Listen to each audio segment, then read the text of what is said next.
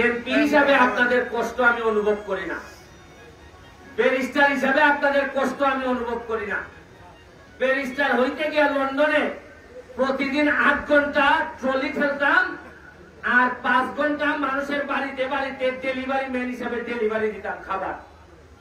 ওই সময় আমি বুঝতাম যে 8 ঘন্টা পরে 5টা মিনিট কাম করতে শরীর চলতো না।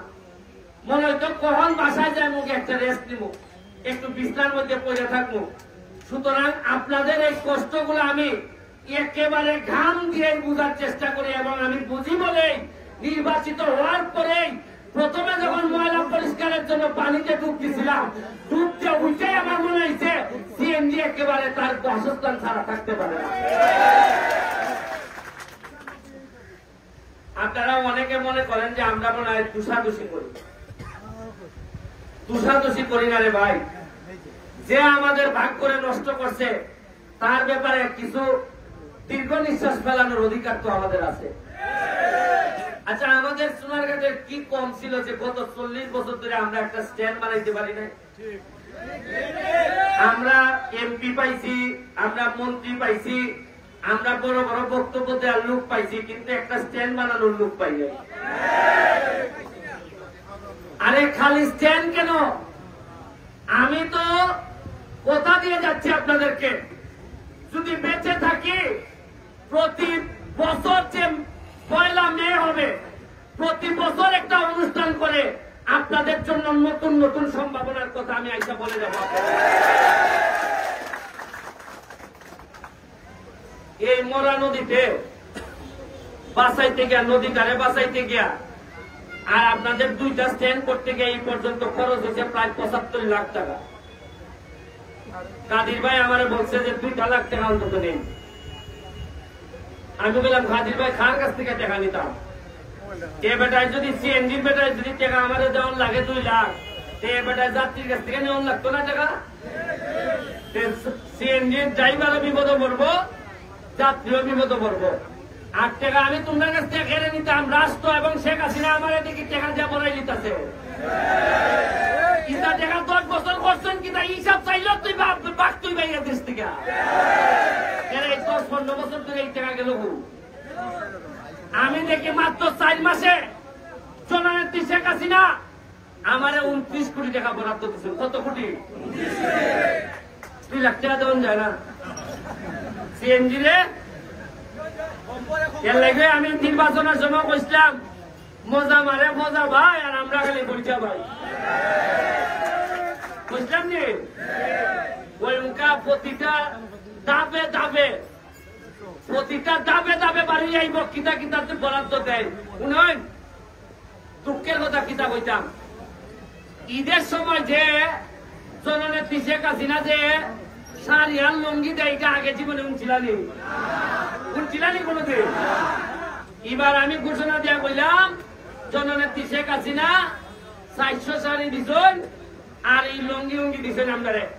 আমি কিতা করলাম, সবাই দিয়া বন্টন করে ইউনিয়নে দিয়া সাইডে দিলাম। আমি কিন্তু ঘরে ঘরে গেছি। তার মনে কিতাব মজা এরা পাইছে।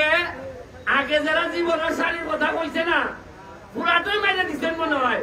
এরই আজকে কয় শাড়ি দিচ্ছেন কি কই 2টা শাড়ি বন্ধুর বলে দিলেছে। মানে আমার কেটা কেটা কয় ওই ইতিহাসের কিতা কাম করতা, এটা দিয়ে মাইরা দেওয়া বেলা ভাই, মাইরা দিলে খেয়েও জানলো না। আর ওকে দিশতে বন্ধুর বলে দিলেছ।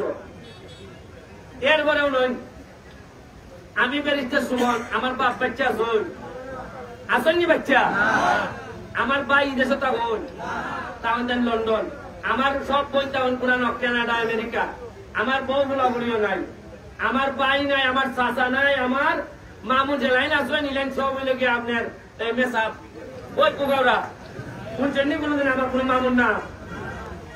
এর বড় আমি যে আপনারা কিছু লোক লইয়া চলে, এরা কিলায় আপ তুলে লাগছে, কিলায় ওই কিতা কয় হারভেস্টার মেশিন কিনে লাগছে। আল্লাহ যে বাঁচাইছেন, যদি আমার বাইন চাষতো বাইন থাকতো ডেলি মনে আমার একবার ওখানে ছেড়ে দিলাম। এখন আমার সাথে যারা থাকে ভাই, আমি না ওই সিদ্ধান্ত নিছি আগুনে ভুইরা যতদিন এমপি আছি একটা টাকা বানাইতাম না। আমারে যারা খাদির ভাই আমার সাথে আছে, সাজিদ আমার সাথে আছে, সিএনজি সেক্রেটারি, এরা কি আমার মতো বাবা আমার ভিসে যারা আছে এরা কি সংসার নাই? এরা কি একটা উনানা আবেদন করলে অসুবিধা আছে? এই আবেদনে এরা করতে পারতো না। আর হবিগঞ্জের কিছু লোক এরা আমরা সম্পদ খায়। এখন আমরা কোন পালা নেতা তৈরি হইলে কেমনে সংবাদপত্রের নিউজ ইটাইটা করে আমরা নেতা লাইন নষ্ট করতো, ইটার লেগে এরা বুঝে নি। এমন কোন ব্যবসা বাদ আছে হবিগঞ্জে যায় না? পার্সেন্টেজ যায় না? শ্রীমঙ্গল যায় না পার্সেন্টেজ? বলে না একটা জিনিস শুনুন, ইটা কইলে তো বেলা আমি খাইছি খুব।